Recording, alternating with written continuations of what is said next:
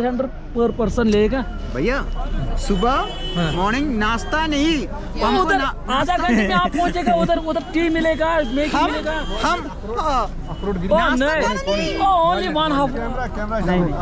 2700 പറഞ്ഞു തുടങ്ങിയതാണ് 1200 വരെ എത്തിച്ചിട്ടുണ്ട്. 1000 രൂപയ്ക്കെങ്കിലും കിട്ടണം കേട്ടാ. സൈക്കിള് ചവിട്ടി കാശ്മീർ എത്തിയിട്ട് ആദ്യം ഞാൻ വിളിച്ചത് നൗഫലിക്കാനാണ് കേട്ടാ. നമ്മുടെ ശ്രീനഗർ ഡയറീസിലത്തെ നൗഫലിക്കോട് പറഞ്ഞു എനിക്ക് 12 ദിവസമെങ്കിലും നിൽക്കണം കാശ്മീര്, ഒന്ന് പരിപാടികളൊക്കെ റെഡിയാക്കാൻ പറഞ്ഞു. എന്താ മോനെ പോരേന്ന് പറഞ്ഞ ആളെല്ലാം ചാർട്ട് ചെയ്ത് തന്നിട്ടുണ്ട് കേട്ടാ.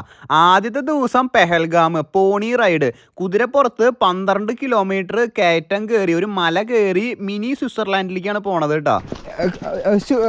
शादी हो गया? मैरिड है? कितना एज, कौन सा एज में आप मैरिड? लगभग 2 साल हो गए शादी को, 3 साल.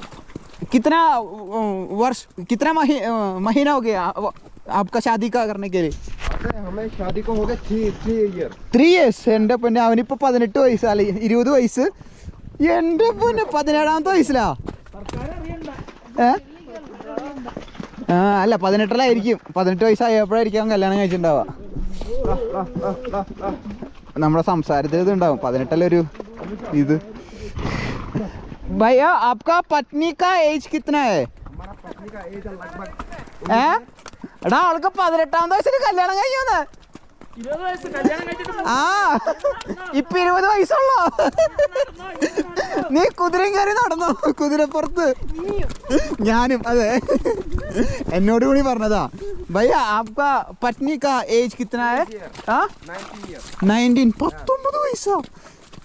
ഓ 19 വയസ്സിൽ കല്യാണം. ശ്രീനഗർ ഡയറീസിൽ തന്നെ നൗഫിലൊക്കെ പറഞ്ഞിട്ടുണ്ടായിരുന്നു പോണി റൈഡ് എന്ന് പറയുന്നത് ദേഹാനങ്ങുന്ന ഒരു പരിപാടിയാണെന്ന് പറഞ്ഞു. ദേഹം മാത്രമല്ല അവന്റെ കഥ കേട്ടോടുകൂടി എന്റെ മനസ്സും ഇളകിയിട്ടാ. എന്തായാലും നിങ്ങൾ പെഹൽഗാം എന്ന് പറഞ്ഞ സ്ഥലത്ത് വരുന്നുണ്ടെങ്കിൽ മസ്റ്റായിട്ടും ചെയ്യേണ്ട ഒരു അഡ്വഞ്ചർ ആക്ടിവിറ്റിയാണ് കേട്ടോ ഈ പോണി റൈഡ് എന്ന് പറയുന്നത്. തികച്ചും സേഫ് ആണ് കേട്ടോ. ഈ 2500 പോണികൾ ഇവിടെ ഉണ്ടെങ്കിൽ ഈ 2500 പോണികൾക്കും ഗവൺമെന്റ് ഫിറ്റ്നസ് എടുക്കൂട്ടാ. നമ്മുടെ നാട്ടിൽ വണ്ടികൾക്ക് ഫിറ്റ്നസ് എടുക്കുന്ന പോലെ തന്നെ.